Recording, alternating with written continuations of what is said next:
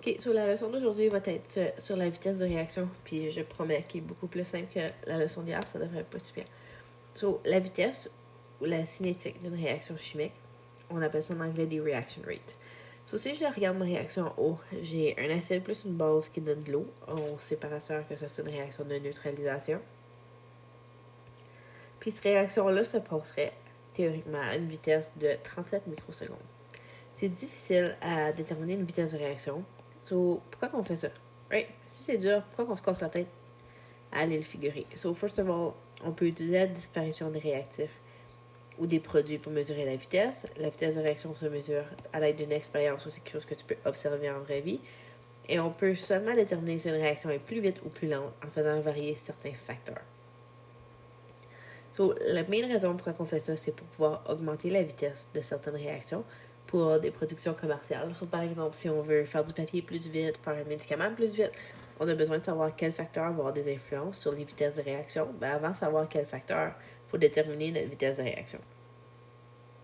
So, si j'ai une réaction théorique qui est A plus B donne 2AB, je pourrais voir physiquement que mes réactifs, sur mes A puis mes B, ils diminuent, puis avec ça, je pourrais faire une vitesse de réaction.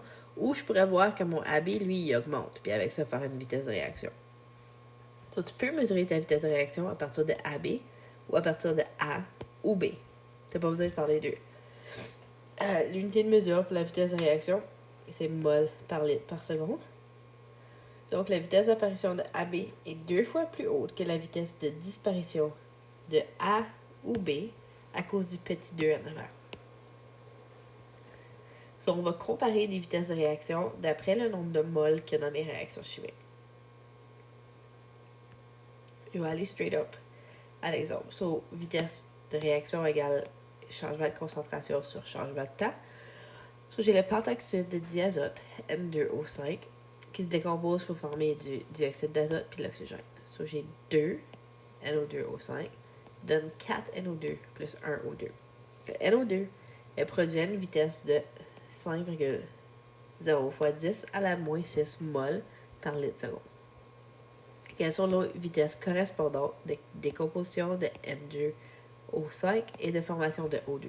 So, je vais commencer avec mon N2O5. Si je compare mes chiffres que j'ai en avant, mon N2O5, j'aurais 2, puis lui, j'aurais 4. Ça veut dire que je peux faire 2 sur 4, que je simplifie à 1,5 fois ma vitesse de réaction pour me donner une vitesse de réaction correspondante de 2,5 fois 10 à la moins 6 mol par litre seconde.